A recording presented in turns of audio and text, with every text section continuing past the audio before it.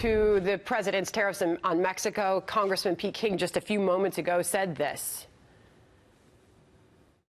If the president's going to do it, I think it has to really be thought out and to see what all the collateral damage is going to be, you know, the unintended consequences, because obviously it'll have more of an impact on Mexico than on us. But many American businesses, and that means many American workers, could be affected by this.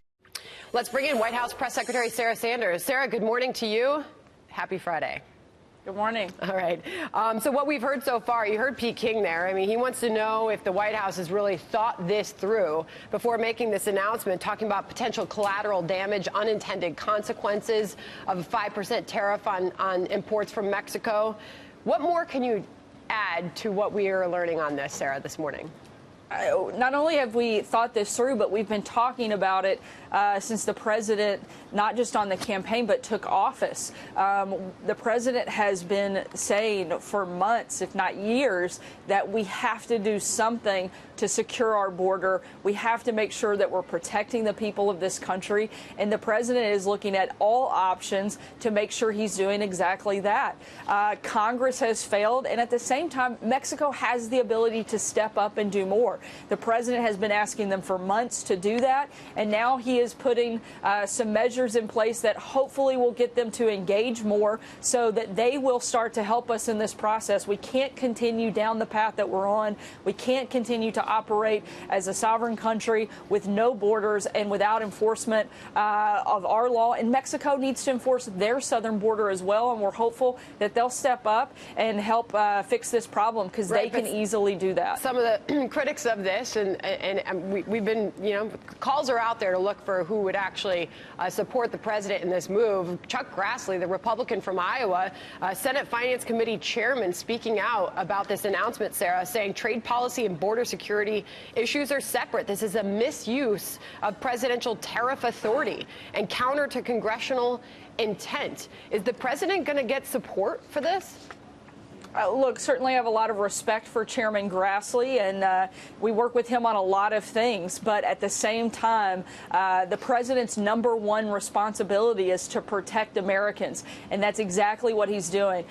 This is fully supported by the law and under the authorities of the president through the IEPA provision. There's case law that supports the action taken by the president. And frankly, if other people were stepping up and doing more, the president wouldn't have to continue to look for ways to stop this problem on his own. We'd love for Congress to engage, and we would love for Mexico to step up. Look, let's not forget that when people come across the southern border of Mexico, it takes them on average 21 days to get to our southern border. That gives them 3 weeks to apprehend these individuals. Mexico has some of the strongest immigration laws. They actually have the ability to repatriate these individuals and send them back to their own country. Got it. So the point is to put the pressure on Mexico. Mexico's responded. The president there, we're told, has sent a letter back to President Trump in the face of this announcement and calling into question the America First policy of the president, calling it a fallacy, Sarah.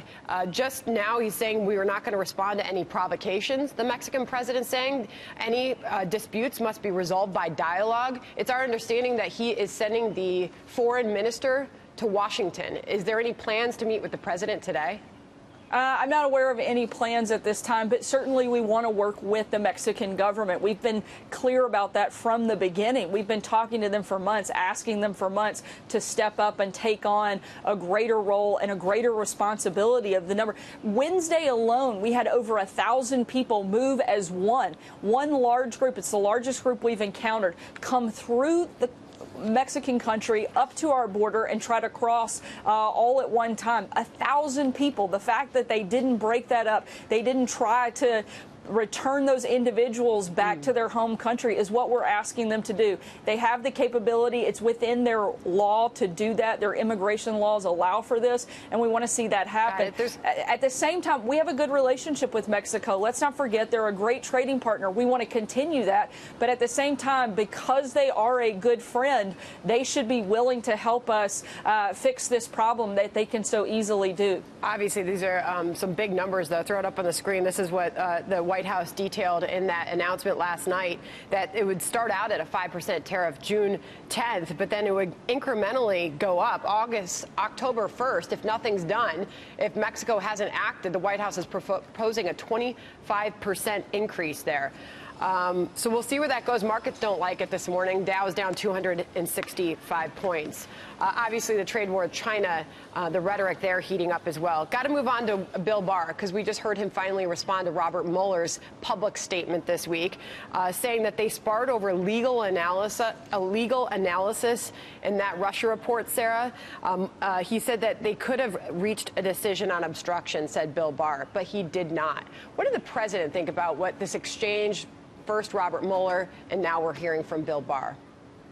Look, the president has a great deal of confidence in his attorney general, and he's done a fantastic job of laying out all of the parameters of what's taken place with the Mueller report, making that public. And like we've said before, this to us is total exoneration and a case closed. We saw Robert Mueller this week. He is closing up his shop. He's completed his investigation, and he's moving on. And we think that the rest of the country should too. Democrats have got to stop obsessing over something that never happened and start engaging with the president to fix some of the real problems that are happening right in front of their faces, like the problem at the border. If Democrats would quit wasting so much of their time attacking this president, the president wouldn't have to engage Mexico in the same way, because Congress would be doing its job. At some point, they have to get serious about solving real problems, and so far they continue to be unwilling to do that. Finally, a final question on impeachment. Obviously, we're hearing a lot of this on the left. Nancy Pelosi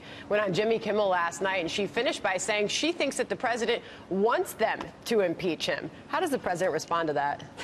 The president's addressed this. He said, look, nobody wants to be impeached, but particularly when they have no reason to be impeached, like this president. He spent 2.5 years making our country better and fixing and cleaning up the messes of his predecessor. If anything, Democrats, once again, should be working with this president, not fighting him every step of the way. You would think they would want to be part of some of these great successes that we've had instead of running away from them. The idea that they would impeach this president over something that didn't happen is truly ludicrous, and it's really a disservice to the country. All right, Sarah Sanders, we really appreciate you coming on this morning. Thank you. You bet. Thank you so much.